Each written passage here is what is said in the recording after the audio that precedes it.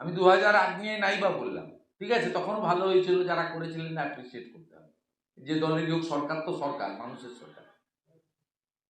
কিন্তু ওই মাঠগুলোকে যেভাবে মমতা ব্যানার্জি তার পরিবারের জায়গা তৈরি করেছে, টেনিস টেবিল অ্যাসোসিয়েশন থেকে টেনিস খেলে যারা তাদের তাড়িয়েছে,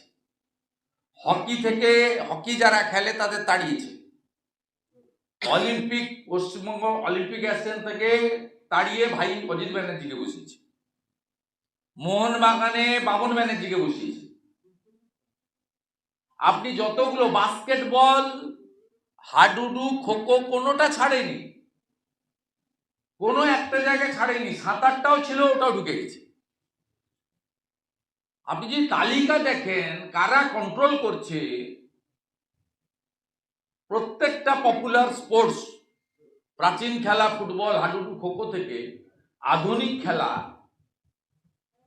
যদি দেখেন, প্রত্যেকটা দেখবেন মমতা ব্যানার্জি অথবা তার প্রতিনিধিরা, দে আর কন্ট্রোলিং এভরিথিং। কোনো স্পোর্টসম্যানের জায়গা নেই, এবং এই লোকগুলো কোনোদিন মাঠে নামেননি, ভবিষ্যতেও নামবেন না।